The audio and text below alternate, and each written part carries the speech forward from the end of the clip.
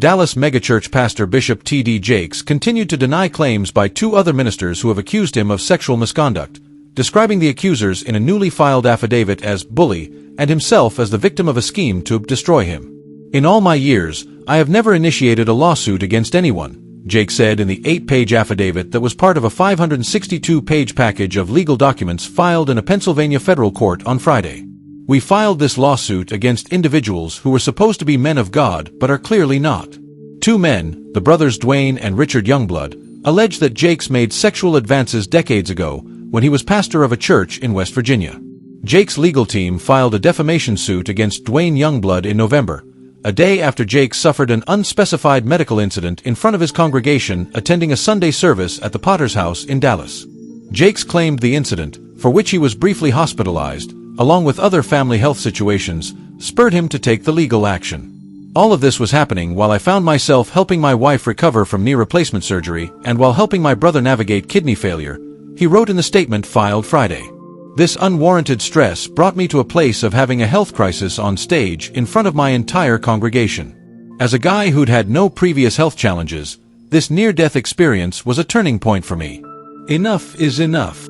Friday's filings came in response to a January motion to dismiss the defamation suit by Dwayne Youngblood, a Pennsylvania man who made his allegations against Jakes in two 2024 interviews on the Larry Reed Live YouTube talk show.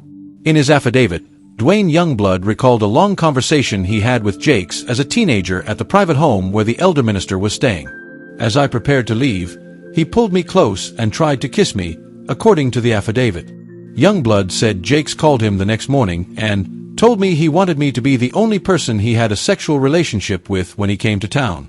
The motion to dismiss Jakes' suit included a sworn affidavit from Youngblood's older brother, the Reverend Richard Edwin Youngblood, who testified that he had heard Dwayne Youngblood describe the alleged misconduct by Jakes. But Richard Youngblood also claimed that Jakes climbed into bed with him on a church business trip. Richard Youngblood said he first met Jakes around the spring of 1986 and worked as an assistant and praise and worship leader in Jakes' church before things started to become weird, including Jakes discussing oral sex. Later, he said, Jakes rented a hotel room one night for them with 2 beds. "That night, while I was laying in my bed, I felt Elder Jakes climb into my bed. He pressed his body against mine and asked, 'Youngblood, do you feel that?'" reads the statement, signed in December 2024. "He was referencing his erection that he was pressing against my backside." Jakes and his legal team responded to the allegations by noting that Dwayne Youngblood has felony convictions for sexual assault and corruption of minors and said Richard Youngblood's story surfaced only after I declined to hire him due to his lack of qualifications. Jakes said the request from Richard Youngblood occurred about 10 years ago. In a second affidavit in Friday's filings, Jakes' son Jermaine spoke in support of his father. In Dwayne Youngblood's filings, the younger Jakes was accused of sending the accuser a message perceived as carrying a direct threat of harm.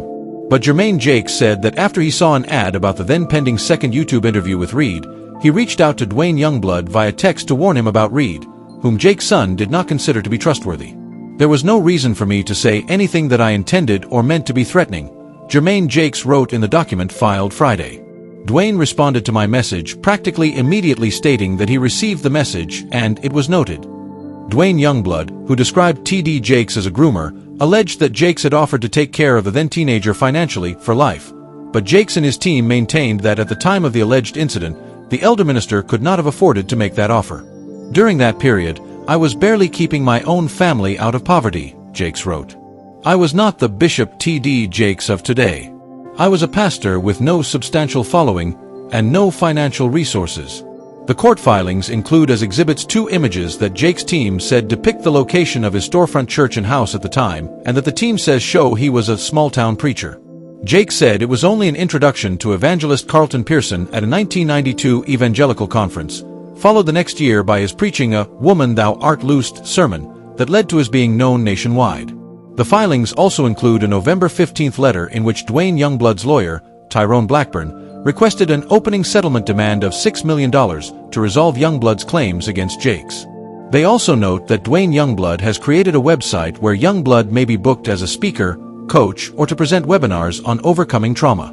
Jakes also claims Youngblood has plans for a forthcoming book that is, as Jakes stated, a tell-all about me. "I suspect a larger network is involved in this scheme, all anticipating a share of this attempted money grab," Jakes, whose entrepreneurial pursuits include movie production and real estate development, wrote in the affidavit.